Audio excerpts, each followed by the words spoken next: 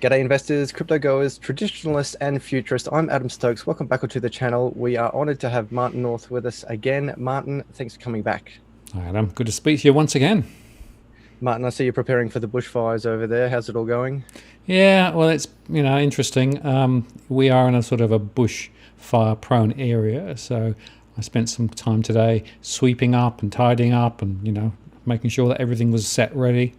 We hope we won't need it, but tomorrow's looking a pretty a bad day. So my thoughts are with all those all around the country who have already been displaced, who've lost property, or even worse, lost lives. But I think this is going to get very serious. And of course, the economic consequences, which is one thing I want to talk about, not now, but down the track, I think are going to be profound. This is a big deal. Yeah, I'm quite nervous. Here in the nation's capital, the amount of smoke was beyond comprehension. So I survived the 2003 bushfires, which was very intense in Canberra. It went very Mm. black very quickly. Massive firestorm, the speed, the wind was beyond comprehension. But what I don't remember from that time was the amount of smoke.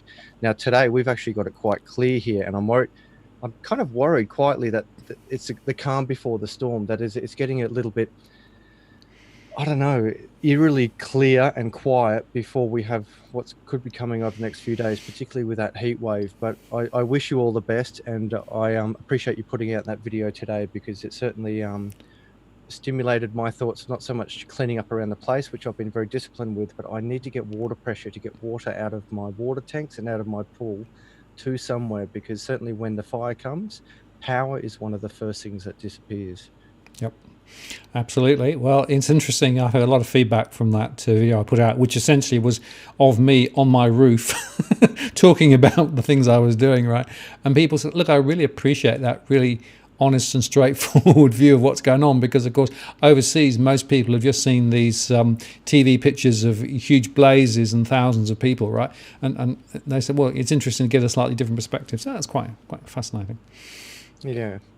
Martin, let's get into money, what we love discussing. I want to open up with a quote. I want to get to the philosophy of money with you, and Hmm. perhaps look at the two sides of what I like to call traditionalists versus, in some respects, futurists. That is, those who are very supportive of the old banking systems and the potential to bring fiat into what it once was, and the new evolution of money, which is cryptocurrency and Bitcoin, and the two opposing sides to this. So I'll open up with this quote and I'll get your thoughts on it. Up until 2008, sovereignty created money.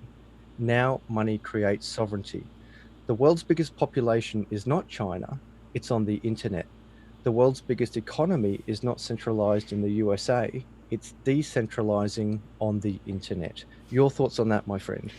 Well, I think we've got to stand back just a little bit, because there's a difference, I think, between money, as, if you like, its formal definition and what the characteristics of money are, and we should touch on that, and then how money is actually executed and implemented, because what you're forgetting is that the way that the financial systems around the world have run is that they are actually geographically defined up till this point. And what that quote is saying is are we now moving beyond geography?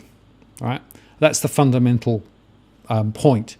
Because if you actually believe that eventually we're going to get to the point where effectively there is going to be a cross geographic basis for all of the characteristics of money, which is a unit of account, a store of value, and a medium exchange, that's the classic three-way definition, then there's a chance.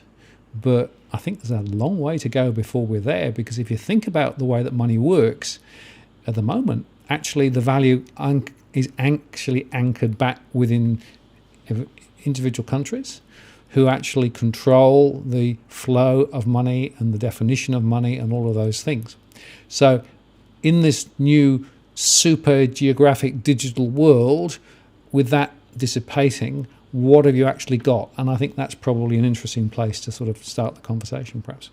Okay, so on that, we say money is anchored back to, as you were saying, to nations. But if we look at dollars, or sorry, currencies that are pegged to the US dollar, that kind of throws it out of whack. Well, so you've got to think about this firstly as the currency within a geographic domain, right? So if you think about it, the Fed basically issues a currency in the US, it's US dollars. Then we've got all the international trading of the US dollar. And as you say, other people are actually then locking their currencies to the US dollar because the US dollar is seen as a reserve currency, right? I mean, that's the way it's worked. Traditionally, of course, it wasn't the US dollar, it was gold, because if you go back in history, gold tended to be that anchor point. And so effectively we had currencies anchored to gold until the point where I think the Vietnam War was the last one. It basically blew up because they needed to create more money, right? And that's a really important point, because if you think about it, what happens now is that the Federal Reserve in the US or the Reserve Bank in Australia can basically just increase the money supply and therefore put more, dollars into the market. But you're not actually increasing the value of anything. What you're doing is decreasing the value. So, you hold up a $10 note. What's behind that $10 note? Why is that $10 note going to pay $10 rather than $5 or $20? Well, it's basically because of the way that, it works at the moment, simply because that's the value set. But if money keeps being printed, then the value of that $10 note in a few years' time will be worth $5 in today's terms, right? So you're basically eroding value all the time, right? So that's the first one. And then going back to this linking it to the dollar, right? There are many people around the world who are now getting to the point of saying, well, how long will the US be that reserve currency? What will be the alternatives to that? And some people are saying, well, is it the Chinese yuan, or is it some sort of cryptocurrency with some asset back behind it? That's what Mark Carney from the Bank of England said the other week, or something else. Very interesting debate, very interesting question. But it goes back to control, right? Because essentially everybody has controls around their particular element within the finance. Now, if you go to Bitcoin as an example of a cryptocurrency, right? Yeah, it's completely digitized, it's completely decentralized. There is no centralized control. But the question is, to what extent does Bitcoin pass the test as a definition of money, right? And I think we might want to debate that for a bit.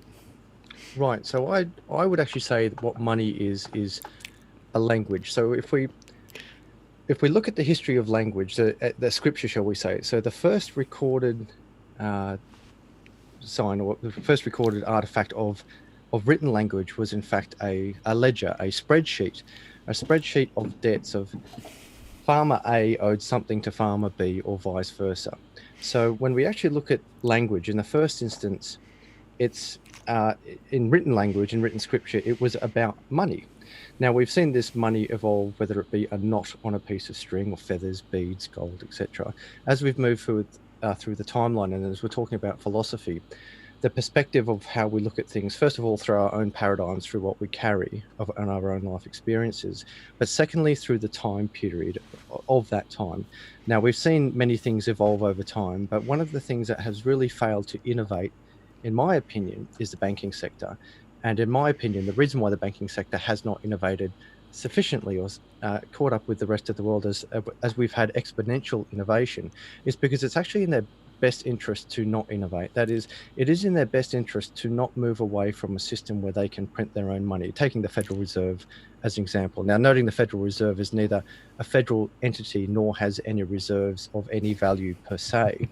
If we look at what money is, and I think you touched on this before, you were saying in broad terms, money is a language where you and I agree that if I give you this, whatever it is today, tomorrow it will be worth something.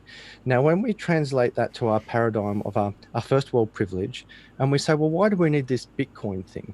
Our money's pretty stable. We know that there's about 2% inflation, which in scary terms, in 36 years, your money is worth half of what it was today. And that's only if it's at 2%. If we've got, as we've seen, inflation goes up a little higher, that money is cutting in half, not every 36 years, it could be every 20 years. Now, if we move our paradigm away from the first world, noting that there's at least 2.5 billion people unbanked on the planet, and we go to someone like, and that's completely unbanked, there's more people that don't really have access to computing and banking systems, but purely unbanked, 2.5 billion. A $20 mobile phone could change that. And example of the first digital currency was basically seen in Africa when someone went to buy bread at the shop. I can't remember if it was actually bread, but they went to buy something and they didn't have any money. But someone said, "Hey, I'll trade you mobile minutes," as in how many minutes you can talk on your mobile phone, for this commodity, for this stock, for this food, for whatever it is. And that was basically the first evolution of real digital money, where they said, "Hey, I'll give you this digital asset, talk time minutes on a mobile phone." They exchanged it, and a good an exchange took place. In the first world, as I mentioned, we don't really need it per se, because we've kind of accepting that 2% is what inflation is, and what we're comfortable with. But what happens when we start to move into hyperinflation, as we can see, as we've discussed previously on the channel, with not so much as hyperinflation itself, but the system breaking, where we have bail-in laws and negative interest rates, and then inflation on top of that. What if people want to move out of these systems? Why can't they have the freedom to choose what money is? Well, it goes back to what I said, right? That 2 point whatever it was billion people, right? A lot of them will be in India. A lot of them will be in other specific countries, all of which has a currency within which they currently operate. So essentially what you're arguing for is a replacement of the current currency for a digital alternative in that particular country, right? And then you immediately come up against the power base of who's going to control that. Remember that at the moment, the Federal Reserve in the US and the central banks around the world want to control flows of money. They are concerned about things like money laundering. They're concerned about things like inflation targeting, all of those things. And they will say we would lose control if, in fact, we gave that up. So that's the first point. Second point is, going back to my definition of money, a unit of accounting, a store of value, and a medium of exchange. The question is, how do you actually work out what the value of for example, Bitcoin is when there's such volatility in the exchange rate of Bitcoin? Now, you can translate that two ways. You could say, well, it doesn't matter, because if I'm buying and selling in Bitcoin and I reside in Bitcoin all the time, then that's cool because it doesn't matter. But at the moment, everybody keeps converting back and forth between Bitcoin and the US dollar, or Bitcoin and Aussie dollar, right?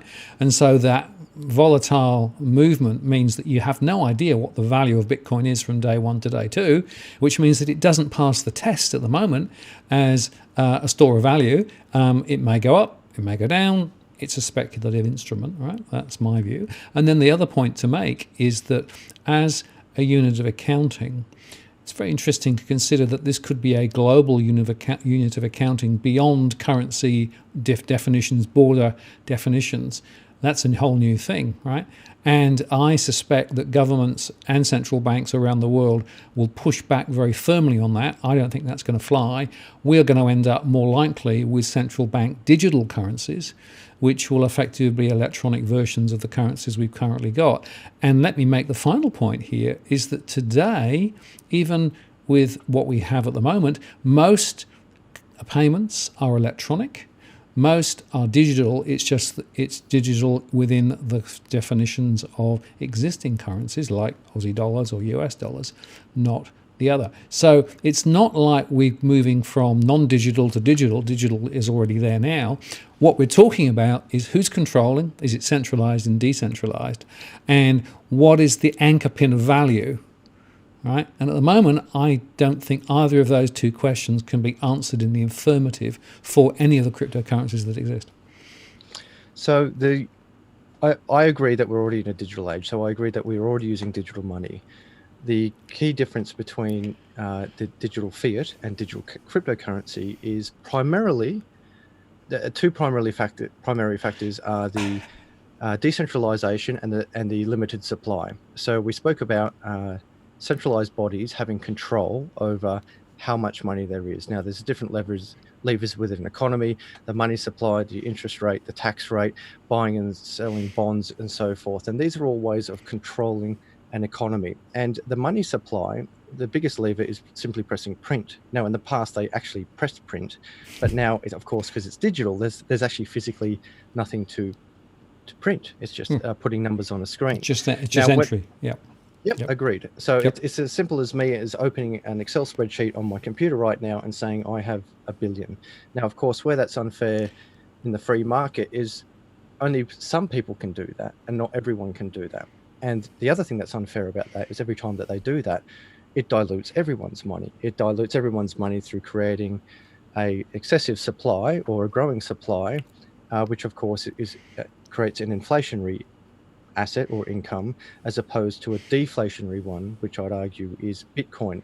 So I'm going to make a distinction here between cryptocurrencies per se, noting there's over 2,000 cryptocurrencies in the world, and Bitcoin itself. So Bitcoin has a fixed supply of 21 million, of which is divisible by 100 million parts, called a Satoshi, and each one of those parts is divisible again by another 1,000 parts, which is called a micro Satoshi. And arguably, because it's digital, those 21 million parts can be divided arguably infinitely, but they are still a set supply of 21 million whole Bitcoins. When we go over to fiat currencies and we're talking about the volatility, I agree. At the moment, you have a tiny market, and I gave the analogy before, you have this ocean of these huge amounts of money compared to a big market such as a shipping container, cargo ship. The wave hits that cargo ship and it moves a little bit. Then when you have a tiny little market like Bitcoin, and the same wave hits that fishing boat, if you will, it goes all the way up and all the way down. Now, when we talk about the volatility of a fiat currency for someone like a Venezuelan, in my opinion, I think they would much prefer the volatility, if you will, of Bitcoin going up 9 million% aggregate over 10 years, this type of volatility, as opposed to I believe it's called the Bolivar, going down like this over time. So an example of a Venezuelan escaping hyperinflation was buying white goods, as in actually buying a washing machine or a fridge, wrapping it up in Glad wrap, to avoid the volatility of the markets, that being a washing machine being $1,000 this week and literally $1 million next week. And they were looking for ways to escape from that volatility. So again, with our paradigm, we would say, well, why do we need to worry about moving over to a digital currency when we've got already a digital currency and it's kind of stable with the 2%? What I would argue is that, first of all, it's 2% now. We don't know if it'll be 2% in many years' time. We can see that there is inflation coming in, and we can see, as I mentioned before, other laws coming in that are forcing us to put our money in non-elected, centralized businesses, banks, and dealing with non-democratic systems such as bail-in laws, which are just absurd, where they're literally allowed to steal your money. If we look at something like, I would say, a skeuomorphic design. So let's look at the car, for example. So it wasn't until 30 years after the first car was released, that we made a steering wheel. For the first 30 years, they used reins like a horse. Now, the skeuomorphic designs applied to money, I would argue, is that the skeuomorphic design is saying, hey, we have to centralize our money in this centralized system, a bank or a Federal Reserve, and we have to give these people the power. Bitcoin argues, why do we have to give them the power? And not only why do we have to give them the power, but when it comes to those three facets of what makes money, store of value, what were the other two? Store of value, Medium exchange, and the accounting. I don't see how Bitcoin doesn't tick all three of those boxes. Yes, I'll accept the volatility for now, but comparative to the Bolivar, it's volatility of 9 million%, the best return on any commodity we've ever seen we've seen over the last 10 years. Bitcoin meets those three things. So how would well, you and I disagree on that, right? Because I don't believe that it passes the standard tests yet. It may in the future, right? But I don't necessarily agree with you, because I don't think you can use it as a unit of account, because you've no idea what it is, what it's worth, and you can count things in bits of Bitcoin. You also have Bitcoin forks, which doesn't help, and there's a lot of confusion as to how all that actually plays in, right? So I'm worried about that. In terms of a store of value, it's speculatively gone up dramatically. There's no guarantee that it will continue to go up. It might go down. It's already gone down twice, from a very high point to a low point, come up, and it's gone down again. So Interesting question. Is it likely to go up, go down? I know there are lots of crypto bulls who say, oh, it's going to go up. Well, of course it's going to go up. We've got a limited supply, unlimited demand. It's bound to go up. Well, yeah, maybe. Others would perhaps prove to disagree. So it doesn't really pass the test on, to my mind at least. So in terms of the accounting, no. In terms of the store of value, no. As a medium of exchange, well, sure, you can certainly translate it from one Bitcoin or bits of Bitcoin to, another currency and back. Or you can buy things. By the way, it's very hard to buy a lot of things. I mean, whether you've tried to actually buy real things with Bitcoins, there are a few companies around the world in Australia who will actually take Bitcoins, but the majority of organisations who are selling things don't take it. So at the moment, it's got very limited capacity to actually be used as a medium of exchange. So I would argue that on the key tests, which are the universal tests of what a currency is, it doesn't yet pass muster. I'm really enjoying this because I feel I can counter all of those. So I'm trying to write frantically here. Yeah, I'm enjoying this. Okay, so first of all, I want to clean up the Bitcoin forking thing. So when Bitcoin forks, so not to get too technical, but it's operating on the SHA-256 algorithm, which some argue is quite a primitive algorithm, and the block sizes have been somewhat small. Now, when they fork, I'll give Bitcoin Cash as an example and Bitcoin SV. In all honesty and in all facts, those forks don't actually create a new Bitcoin. It just creates a different coin.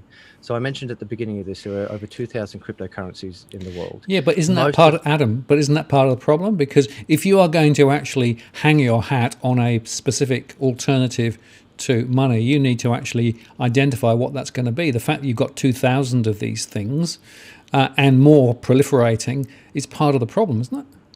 No, fair question.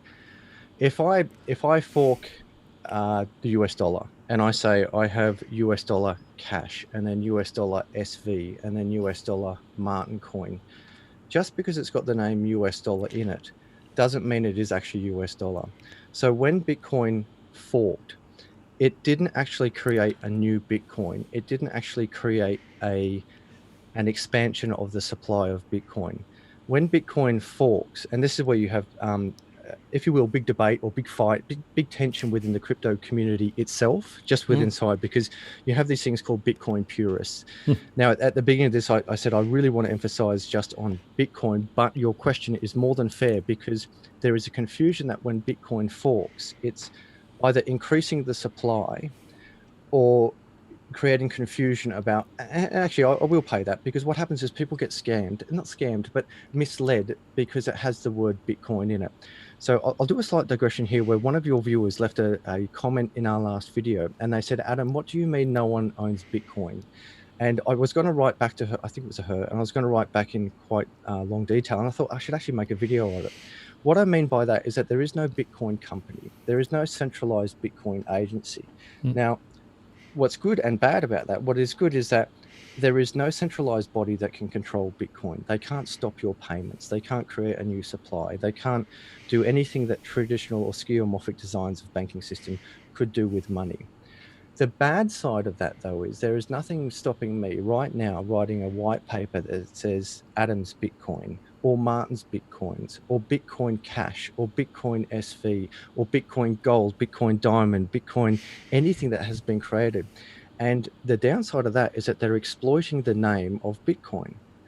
But the reality is that there is, no matter what you fork and no matter what you name it, even if I think there's even one called the real Bitcoin and the new Bitcoin and Bitcoin everything else, but there is only one Bitcoin, and that one Bitcoin is 21 million. So here's the question, right? All of those 2,000 different coins that have been created, right? Yep. Do they all have precisely the same value at the same time? No. Right. So that immediately says that no, you haven't got a single currency. You've got multiple currencies. You've got more than 2,000 different flavors of Bitcoin-related currencies, right? Who will be moving at differential value. This is not a sustainable basis for creating a universal replacement for cash. Well, the same is directly applicable. the same is firstly directly applicable to fiat currency. So if we say we've got the US dollar, the Australian dollar, the New Zealand dollar, the Canadian dollar, well, I would apply straight away that argument. So, well, hang on, we haven't got one universal supply. Yeah, but we've got 230 or whatever it is, right? One for each of the major countries in the world. Agreed.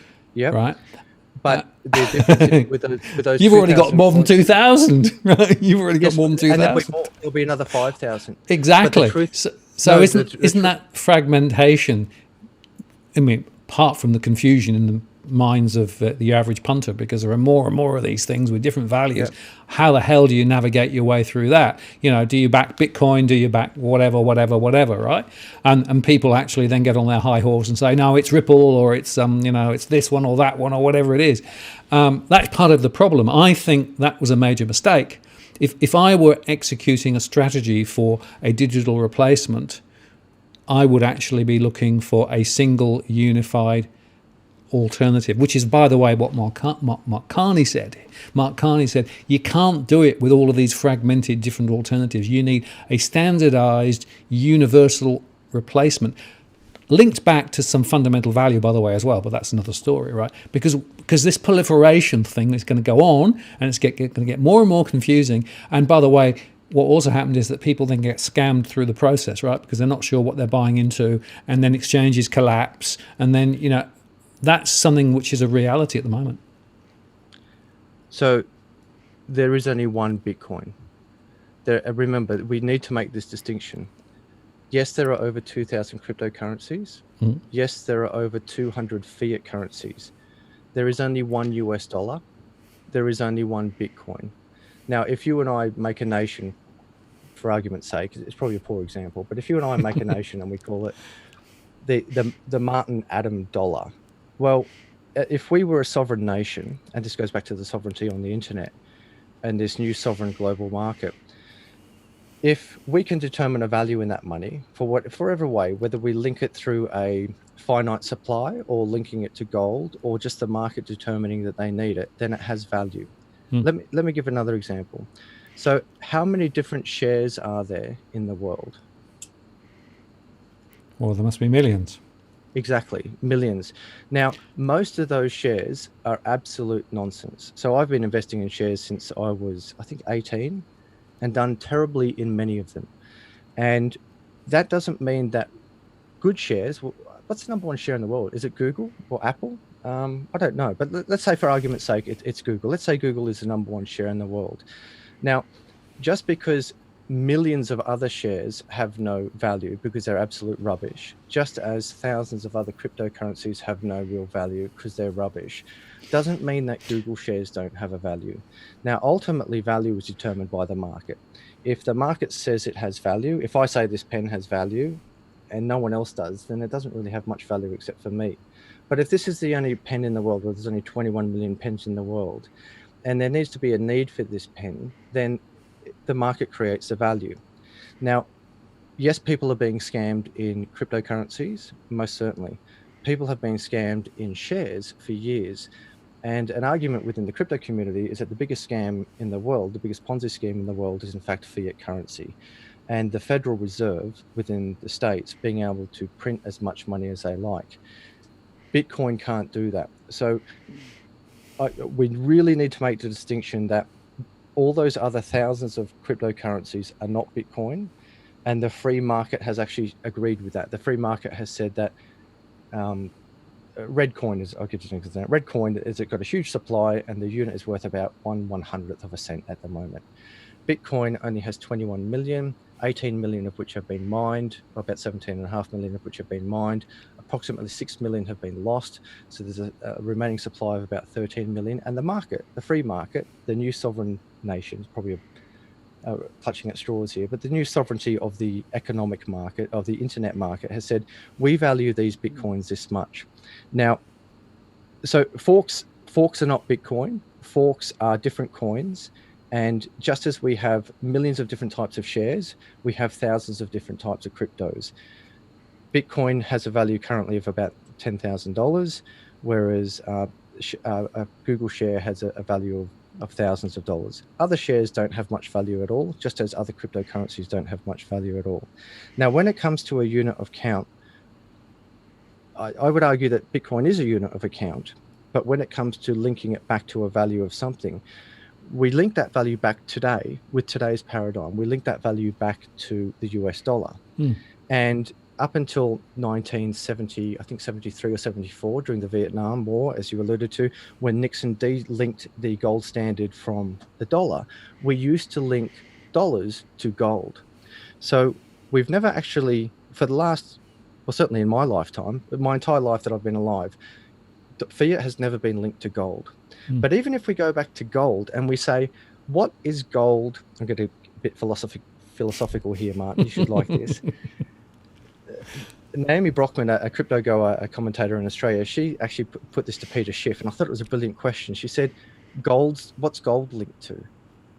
And that's the fundamental question of money. If we accept that, let's say that Bitcoin is linked to fiat and fiat is linked to gold, well, what's gold linked to? Ultimately, what gold is linked to is an understanding that you and I say that gold has a value. Just as in the past before gold, there was beads and feathers and knots. Yeah, well, it's about confidence, right? So basically, it's going back to really basic fundamentals. Money only works if you and I both agree that it's a unit of account, medium of exchange, store of value, right? Because otherwise we won't use it. And so if you don't all agree to play by those rules, whatever the particular commodity is that's actually being connoted as effectively, money, it won't work. So there's a big confidence thing here in it. You need, and it's actually what I call the network effect, right? It only works if you have enough people who essentially all believe that this is actually worth something. Now, of course, what tends to happen is if you read the small writing on the notes, it's the government that stands behind the value of the note. So you know that if you take your $10 note to any bank in Australia, you'll be able to get $10 for it. Or if you go to a shop, you can actually buy $10 worth of goods at a particular point in time, right? That's effectively an agreed set of rules. Goes back to my worldview. That's the worldview that we're operating in at the moment. Now, if we move to an alternative worldview where effectively Bitcoin is the replacement, right, there you have to have enough network effect for it to be effective in a particular location, and it has to effectively start doing the same sorts of things as other forms of money do now.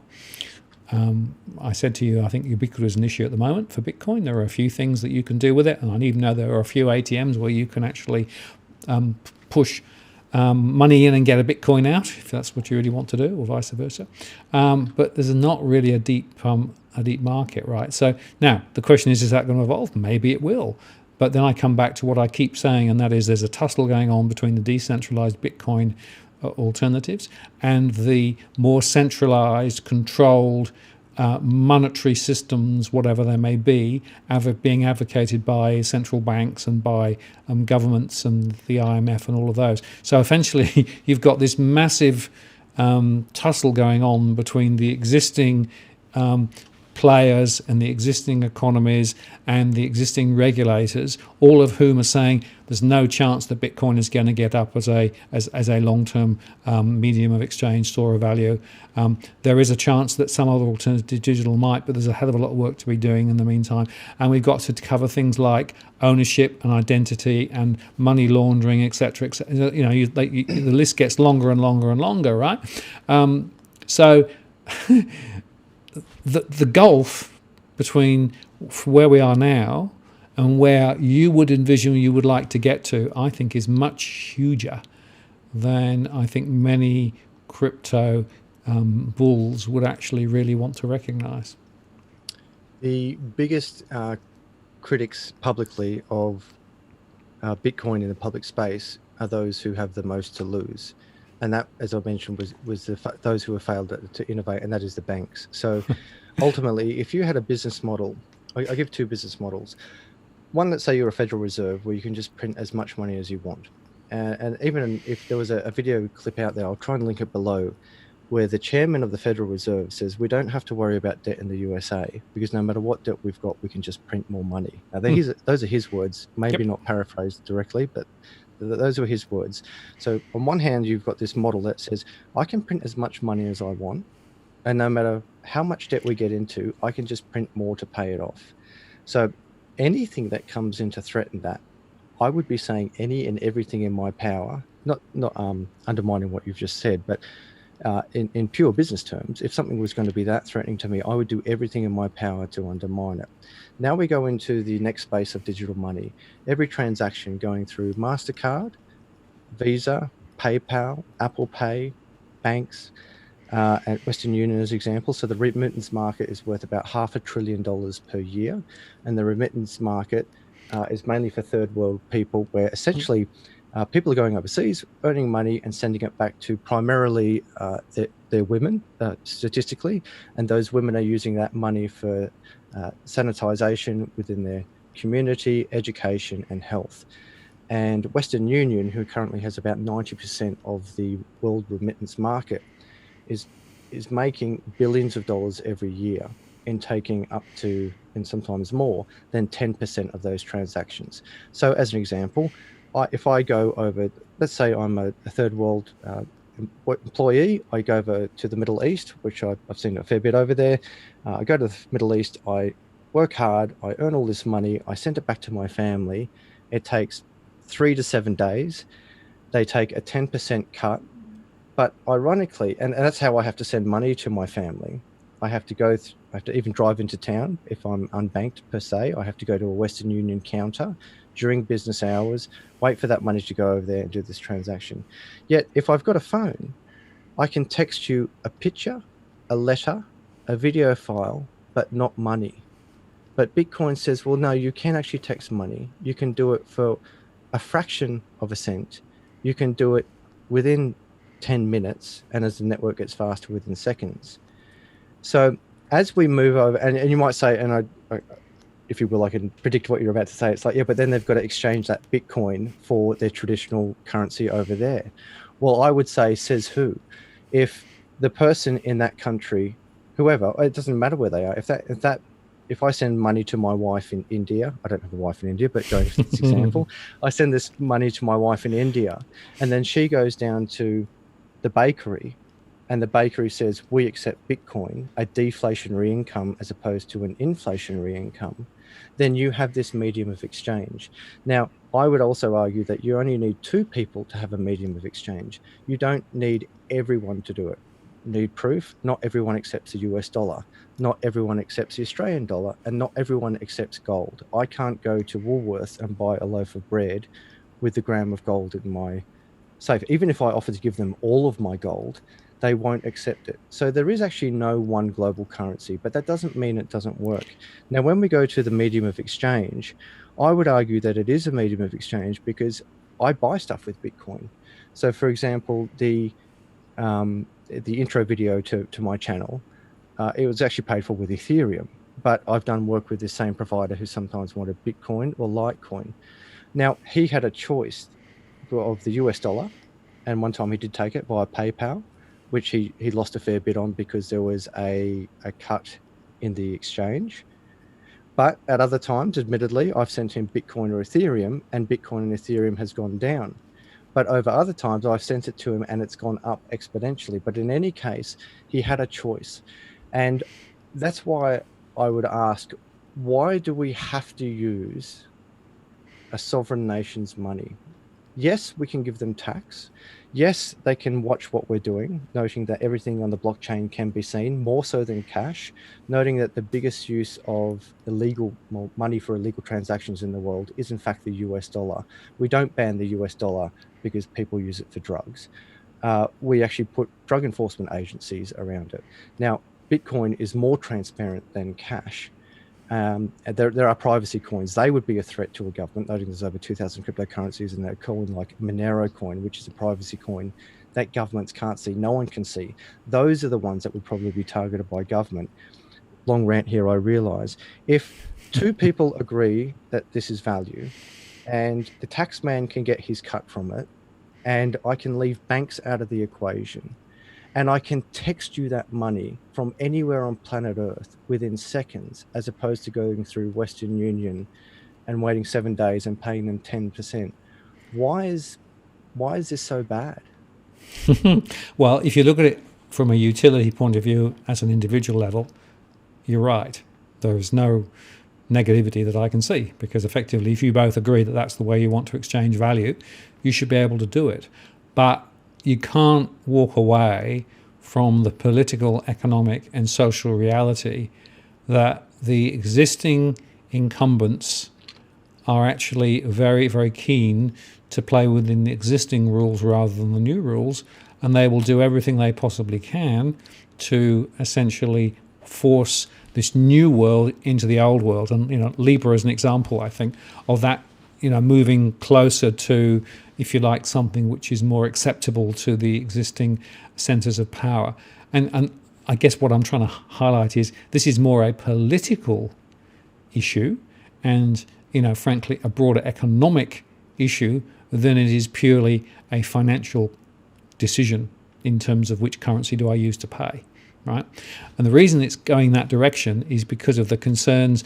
There was somebody quite recently from the Federal Reserve who was giving a speech in Germany and said she believed that a significant proportion of Bitcoin transactions were money laundering, illegal, etc., to which I thought, well, how do you know? How can you possibly know that, right? I mean, it's sort of convenient to run that argument, but very little behind. But there are these very influential people within the existing system and structure who basically are very much pushing the barrow of it'll never happen for these reasons, right?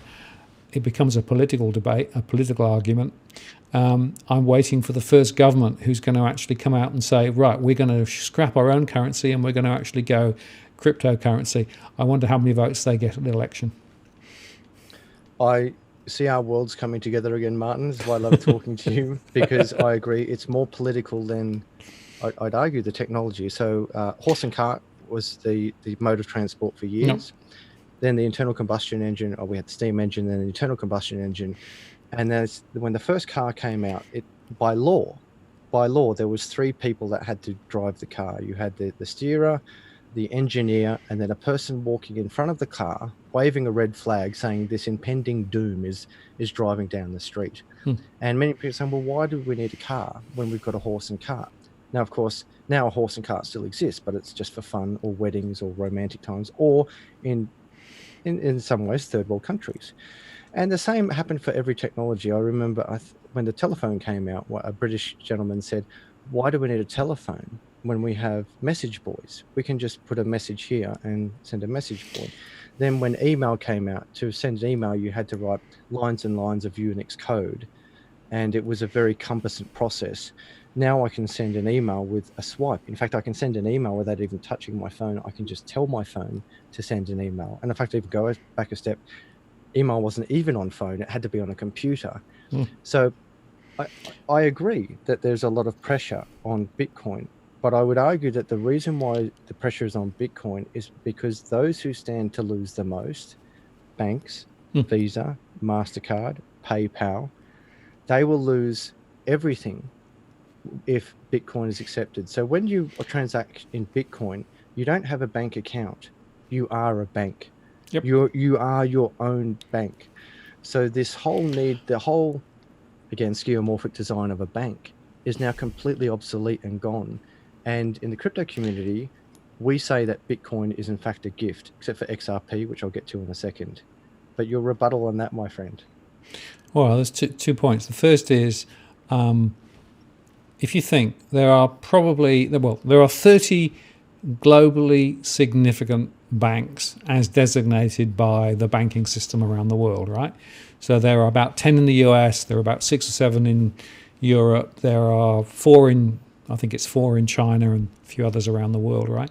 And they hold 75% of all of the major transaction flows around the world, right? So understand how concentrated the existing banking system currently is, and they are in it to protect themselves and their shareholders. So that's the first issue, right? In terms of, I talked about the political environment. It is the political and the commercial environment. Second point is pretty much all of the major central banks around the world who are studying, in inverted commas, the crypto world are all arguing against a Bitcoin and for some sort of asset-backed or central bank controlled alternative.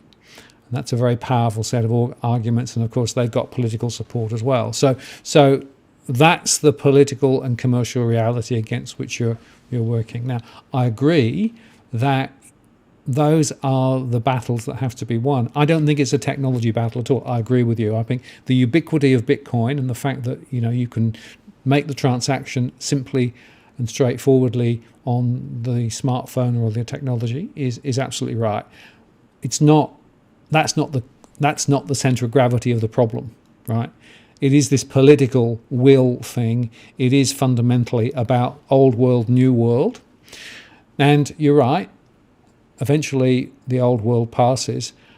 But I think in this case, it ain't going to pass anytime soon, right? And I remember IBM, it was in the 50s, they said, well, we'll probably need about 5 computers around the world, right? That should be enough. The world's changed. And the world will change, absolutely right. I'm sure that the payment platforms will change.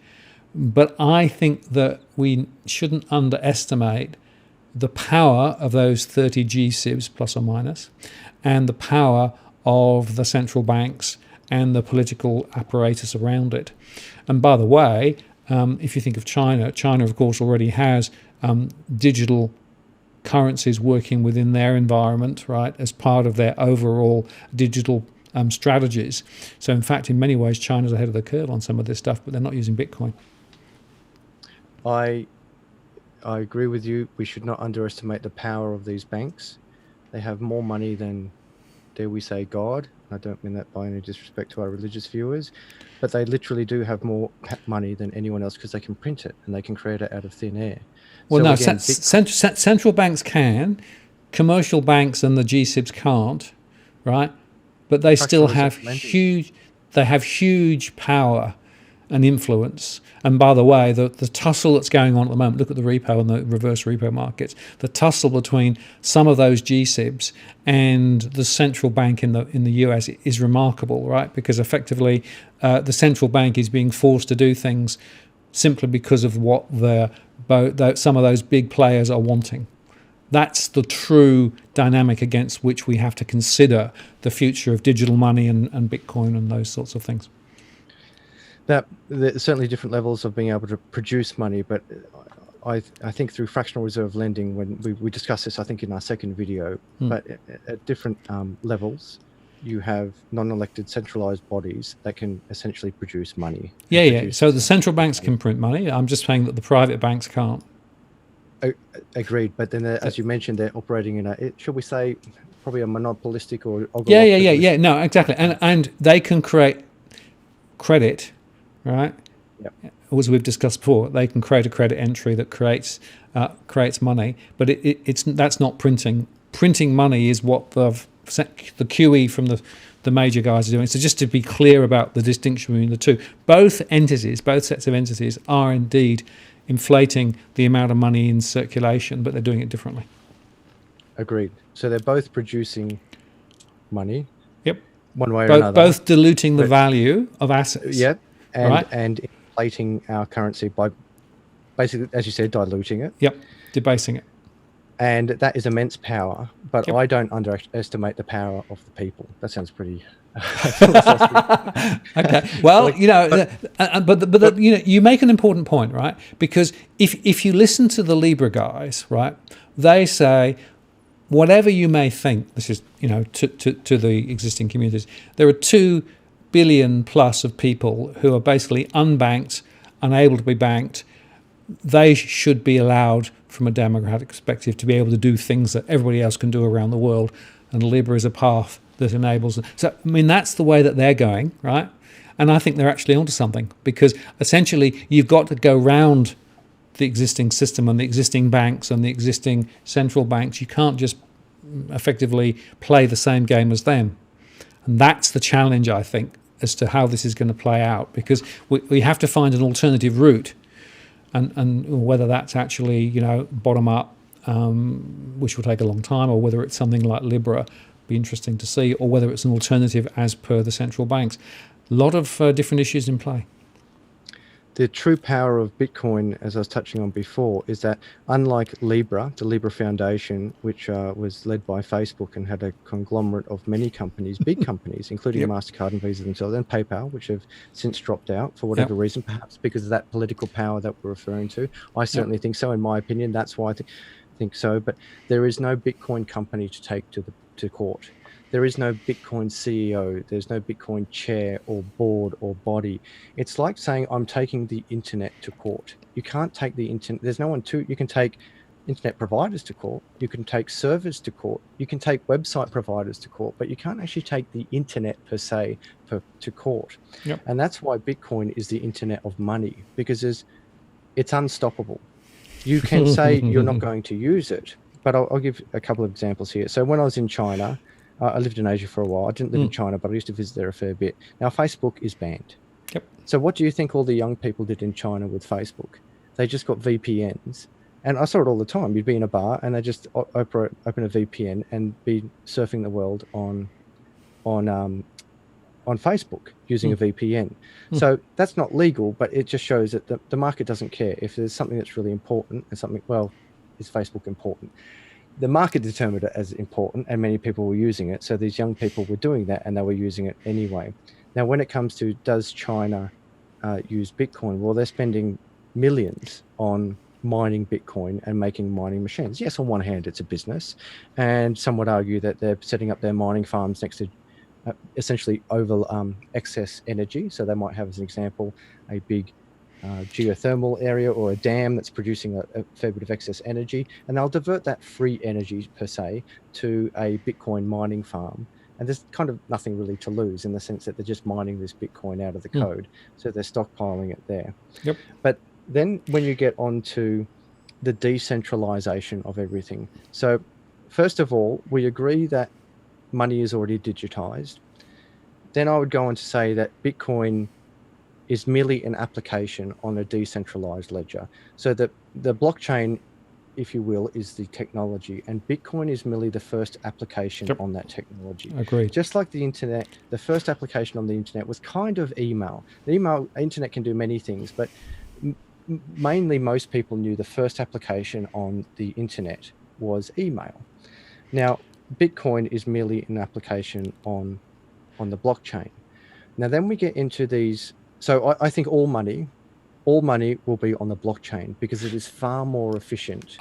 I totally agree with you. The distinction you just made between blockchain and Bitcoin is absolutely essential, right? Because you started this conversation by saying the future's Bitcoin. Now you're saying correctly, in my view, no, the future's a blockchain-based alternative. And I absolutely agree with you. For all the reasons of efficiency, security, all those things, blockchain will ultimately underpin whatever the next generation currency, digital currency, whatever it is, will be. But the question is, will it be Bitcoin or will it be something else? I guess I get what you're saying. I still don't back down from the statement that the future will be Bitcoin. And the reason why I don't back... So, yes, Bitcoin is still the application on the blockchain. But the key difference is it is a decentralized model. So there's no... For some reason, we think that we have to keep money in a bank or we have to keep money in a centralized body. Bitcoin tells us, no, we don't have to do that. There's no reason why we have to keep money in a centralized body. There's no reason whatsoever. It is completely prehistoric and serves no purpose in a modern time. Now, with this blockchain technology, the reason why Bitcoin is more than just a unit of currency, it's almost like, in many ways, dare I say, a movement because it says, hey, we don't need you banks. We don't need you centralized bodies. We don't need you Federal Reserves. We don't need some lawmaker telling us if we can and can't use it. We, the market, we, the people, we decide what its value is, who's going to accept it and who's not going to accept it. I give an example of, are these money? Frequent flyer points, vouchers, movie tickets, bus tickets, loyalty points. Now, are they money? Well, I can buy a plane ticket with frequent flyer points. So it's a store of value, it's a unit of account, and it's a medium of exchange. But is it money? Well, it goes back to what is money. In my opinion, money is a language. At an extreme example, if I go through... I was in Cambodia a while ago. I don't speak any Cambodian whatsoever. I was trying to negotiate for something at a shop. We didn't speak the same language, but when I pulled out the US dollar, we were speaking the same language. We understood that a transaction was about to occur. We understood the medium of exchange and the unit of account. Now, when it comes to things like frequent flyer points, bus tickets, loyalty cards, gift vouchers, well, some people will accept them and some people won't, but there's still a medium of exchange. But pushing this back to blockchain technology and decentralized apps and decentralized technologies, I want to make the distinction with you with two types of cryptocurrencies. Essentially, you have a cryptocurrency which is merely a store of value. Bitcoin is the core example. And there are thousands of imitations of Bitcoin, Bitcoin Gold, even Litecoin, Redcoin, all these different coins that all they do is they exchange a value. That value is locked on a decentralized ledger, a ledger that says, I'm now passing this unit of account to you. You now have that unit of account. Then you've got a different type of cryptocurrency, a smart cryptocurrency, a smart algorithm that is moving on to the decentralization of everything. So I've made a video on the decentralization of everything, and I'll give an example. Imagine a world where instead of you and me having to buy an entire house, we could buy a brick of a house. And when I say a brick, I mean that metaphorically. So instead of taking the title of one house, and I'll shout out to one of your viewers who's been smashing me in the comments. I think it's Red Said. This is to you, my brother, who's saying he's quite upset at me for getting too many houses, which I can understand where he's coming from. But through decentralized apps, our old mate Red wouldn't in fact have to buy an entire house. And through smart contracts, we could take a house as an example. Any asset, it could be a house, a boat, a car, a taxi, an aeroplane, this microphone, it doesn't matter. And we could take that asset and we could break it up into 100 million parts. And through the power of the blockchain and decentralized applications, you could buy one brick per se of that house. And what that does is, going back to our good friends in the third world, instead of them being cut out of a property market where one person can't buy a title to an entire house, you could in fact have an entire village, a community, a city, or even just one person within that city buy one brick of one house. So this is where the Bitcoin decentralized and smart app movement moves into the full inclusion of global commerce, not just with the exchange of a unit of value in money, but also a unit of value in real estate, other property, other assets, where things can be broken up into micro transactions. I'll get into microtransactions, but let's say micro contracts. Instead of buying a whole house, you buy a portion of a house. Then we go on to the power of decentralized applications, and I'll give the bushfire as an example. So we've got the bushfires at the moment, and as we know, there's a bit of political pressure saying, hey, why aren't you giving the people more money? Through a decentralized application, if enough people voted, and this is just a concept, but it would work through the blockchain and decentralized applications. If enough people said, hey, we need to move more money to Victoria, then instead of organizations saying we're going to donate this money to Victoria, money could go into a decentralized pool. And when the people speak, that money could be relocated to wherever it's needed. So I'm giving a couple examples here of decentralized contracts that could be broken up almost infinitely to own something. Or on the other side, if we don't want to own it, we can actually break up the direction of money, taking centralized pools of money that is held in, if you will, an escrow account held by no one. And when the people speak, it is channeled to where it's needed. And that's kind of the Bitcoin vibe, in the sense that there is not one centralized body trying to push all this money around where they want to, when they want to an amount of how much they want to. Sure. Well, I think we agree on a few things, right? The first is the potential in terms of the disaggregation of commerce and the ability to be able to use digital under a blockchain umbrella is definitely there. I agree with, I think we both agree on that. Second, I think we both agree that there is a whole bunch of political tussle going on between old world, new world, and that you can't see this as purely a technology conversation. It has a political and economic overlay, because there are big things at stake on both sides of the fence, right? And thirdly, I think we'd probably also agree that many in the crypto community have actually not helped by the creation of multifarious numbers of different versions, and some of the confusion around that and the lack of clarity from the crypto community is actually not helping. And by the way, I'd also argue that the volatility of the crypto currencies themselves are also not helping. So in a way, we're at this very early stage. But I'm with you in terms of saying there is a huge potential opportunity, and it can actually produce huge value potentially. It can release a whole bunch of capabilities to the unbanked and for other people around the world. But I come back to the political conundrum that we're in, and the lack of appetite from the existing incumbents to really step out, because I think they'll continue to protect the status quo for as long as they can. If there's anything I get out of our conversations, Martin, it's how we have a deep dive into any topic that we look at, and we actually come around and actually find we have a lot more in common than we realise. Funny I've that. discovered a lot. Yeah, I've discovered a lot with you tonight, and I hope our viewers can actually discover this with us, that even if we're opposing ends of the spectrum, I sometimes look at it as religion. Sometimes we're all praying for the same God, but in a different way. And even if that God is just your own values and personal beliefs, and at the end of the day, I think we all want to look after our family. We all want to do what's fair. We all want to do what's right. And there's many ways to approach that. But when it comes to just as we close this off, noting that we've been going for a while, when it comes to the education of things like crypto, I do push out to your viewers that if you're not sure how crypto works, come over to my channel or any of the channels out there in the crypto community and explore what this new fandangled technology is. To give you some background, Martin, I had no interest of making a YouTube channel. I had no interest of being in front of the camera, and I had no interest of discussing money publicly. But when I discovered Bitcoin and truly how powerful this thing is, and this gift that has been given to us, noting that it was donated, that is, the code, the white paper was given to the people anonymously. We don't know who invented it. I mean, it goes under the pseudonym of Satoshi Nakamoto, but we don't know if it's a he, a she, a them, a they. We don't know anything about it. It was just given to the people, and it was given to the people after the global financial crisis.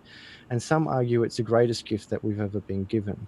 And it's so confronting, this gift, that you get so much pushback, as we've said, politically, and particularly from those who have so much to lose.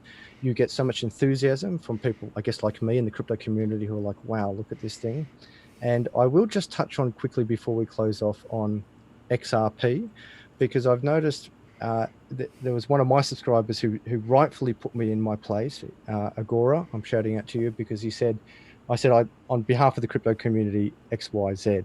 And he rightfully said, no, the XRP community doesn't believe this. And the big difference with XRP and Bitcoin is that Bitcoin aims to be a bank, whereas XRP aims to facilitate bank transactions. And the reason why XRP, in my opinion, is third on the global markets at the moment, you have Bitcoin at number 1, Ethereum at number 2, and XRP at number 3, is because the big gamble in the world at the moment is, will banks exist in 10 years? And if they do exist, many believe they'll use XRP to facilitate these transactions through their liquidity pools, the power of the blockchain, and these very quick transactions. But I put it out there, I certainly own XRP, I've hedged my bets. But if banks do exist in 10 years, there is an argument I put forward that why would the banks use XRP when they could use their own cryptocurrency? Equally, as you've put out the argument, if Bitcoin does exist in the future, why would economies use Bitcoin when they could create their own cryptocurrency? I don't have the answer to this. I don't know what will happen in the future. I believe it will be Bitcoin. I believe in the free market. I believe the power to the people. I believe banks are a thing of the past. But if banks survive and they choose to use XRP, that's where that will take off. But if they do survive and choose not to use XRP, that's where it may not go forward. But that was just a little side note I put in there on XRP. As I've been ranting most of this video, Martin, can I please give you the final word? Yeah, I want to come back to frame of reference, right? Remember our last video where we said people need to understand that there is a context within which they are thinking about a particular subject, right? And I will argue that one of the most valuable things that people can do is to understand the frame of reference that they're thinking about this debate within. Because at the moment, my view is that we have actually a frame of reference within the crypto community, and we have a frame of reference within the existing communities today, particularly those that are actually central bank orientated, or the 30 GSIBs, right? The point I want to make is that those two frames of reference are incompatible. And that, for me, is why there's going to be a tussle ahead, why we're going to end up with a number of years where we're going to see effectively a battle playing out between New World, Old World, Old World, New World. Because the frame of references cannot be married. They are actually too different. And that's why I think this is not going to get solved anytime soon. May I please add 2 more frames of reference to those 2 that you pointed out? Yep. We have the next generation of children that will never hear the words 3 to 5 business days for a transaction, and if That's they true. do hear it, they will laugh their head off as they walk out looking at a fax machine in a museum. And the other frame of reference is the third world countries who will, in my opinion, leapfrog banks completely and just simply start texting money to each other. But I certainly accept that's my frame of reference. Perhaps there's a 5th and 6th frame of reference. I encourage everybody carries their own.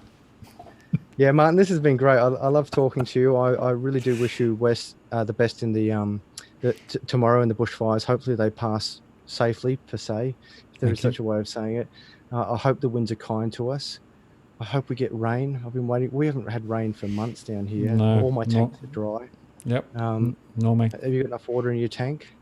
Yes, I have. Yeah, we had one big downpour about 8 weeks ago, and we've been rationing the use of the water. So we've got nearly a full tank. Well, I wish you and your community all the best. Martin North, thank you so much for joining me tonight. Great talking to you once again. Take care.